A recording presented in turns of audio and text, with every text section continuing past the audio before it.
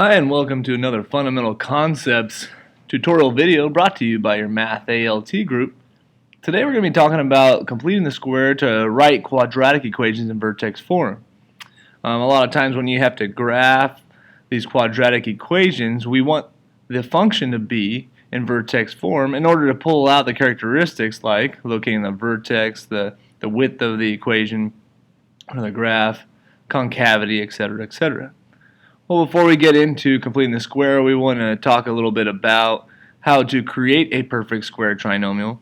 Your perfect square trinomial would be this quantity a plus b squared. A plus b meaning just any variable and a constant in this factored form.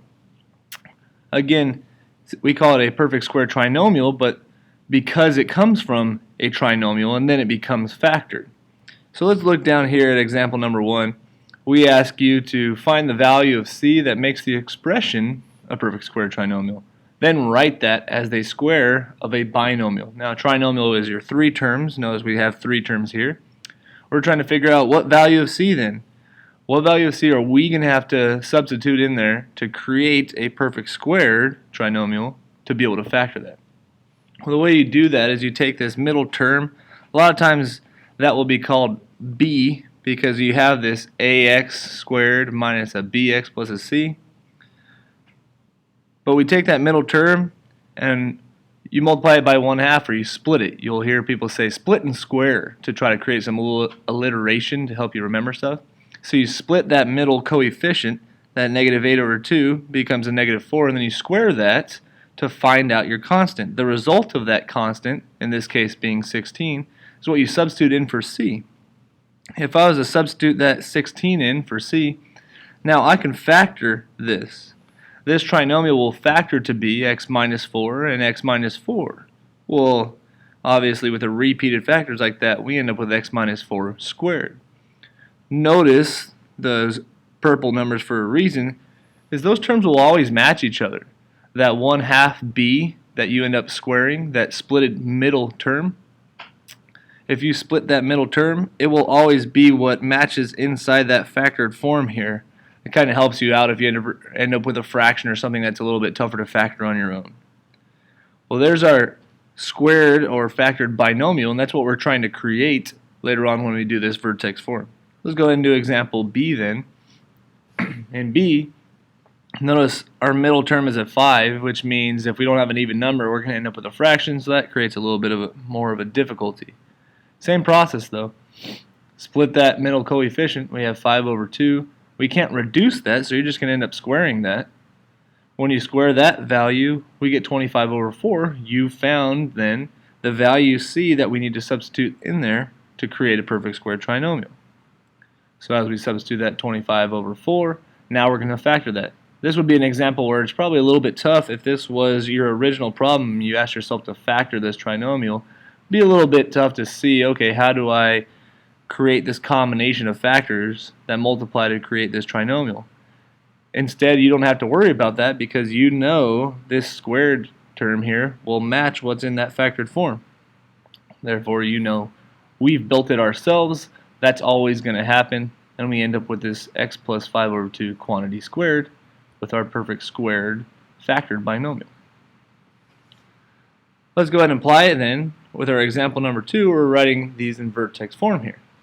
So notice A, we have our equation. This is a quadratic because we have this x squared, right? Your first step that we're going to use would be to move this constant out of your way because we're trying to create a scenario that models what we just worked on. So if I move that constant, now notice we have an x squared minus an 8x, similar to an x squared minus an 8x. So we're applying that similar principle now to the actual equation when it comes to graphing. We're trying to find that value c again. We'll find that value c just like you did a couple minutes ago. We take that middle coefficient, that -8, split it, square that result, and you end up with a 16, right? Same process, just bigger context now. Which means you now have a 16 that we add in there for c. But in the context of an equation, we know we can't just add 16 wherever we want it, right? Instead, if I add 16 to the right side, of an equation, you know to keep that equation balanced, we also have to add 16 to the other side.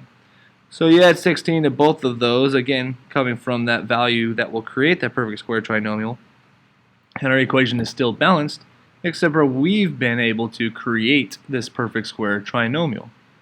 You're going to factor the right side now and simplify the left side. So our 16 and our 11, of course, just simplify to create that 5 over here. And the factored right side, of course, similar to what you did in example 1, is no problem. We end up with an x minus 4 squared. Again, remember that those terms match each other whenever you're factoring. So now we have this perfect square trinomial, so you kind of check that off the list is what you need to do. That's priority number 1. To get in vertex form, after you take care of creating a perfect square trinomial and factoring it, now you're isolating y. Well, in this case, if you want to isolate y, subtract 5 from both sides. Y is isolated by itself over on the left side, and you have your vertex form of a parabola now, a quadratic equation. From there we can pull out all the characteristics that we need. Over here in example B, we ended up with a little tougher scenario because you have this fraction. Well, first things first, we're going to move that constant, right? When I move that constant over to the side, that means I end up yet again with this x squared and x terms by itself. Notice in this case we have a leading coefficient. Throws another little wrinkle up there for you. We need to factor that coefficient out and figure out what's left inside here, because we have, with that leading coefficient, if we factor out a 3 from both of those terms, right, we're left with a 4x over here because it's almost, we've just pulled out the GCF between these two terms. Now in this case, we need to figure out what value goes in to create a perfect square trinomial, so there's your C value to try to replicate that scenario. Find that value C that will create a perfect square trinomial inside the parentheses. That's usually a little bit of the tricky part. Same process though. Take your middle term and split that. Then you're going to square that. And what do you get when you square 2? You end up with 4, right? So we have 4 over 2. Square it, we get 4. We replace that C with the 4. Just writing it in a new line to try to make it a little more visual. Notice that we've done the same process as you've done before to create this value C, and we've substituted in there. So here comes the tricky part though. You have added 4 into this side of the equation, correct? However, you have this 3 that has been factored out of this trinomial going on here, meaning technically this 3 is being multiplied to all of these. Well, we're trying to figure out then, what did I add to the actual equation?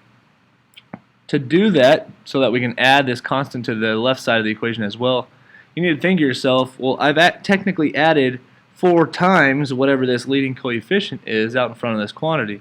Of course, 4 times 3 would be 12, so then when you go to add that constant to the other side, that's where this 12 comes from, as opposed to adding 4 to both sides. All based on the fact that this 3 is being multiplied to either all of those terms inside the parentheses.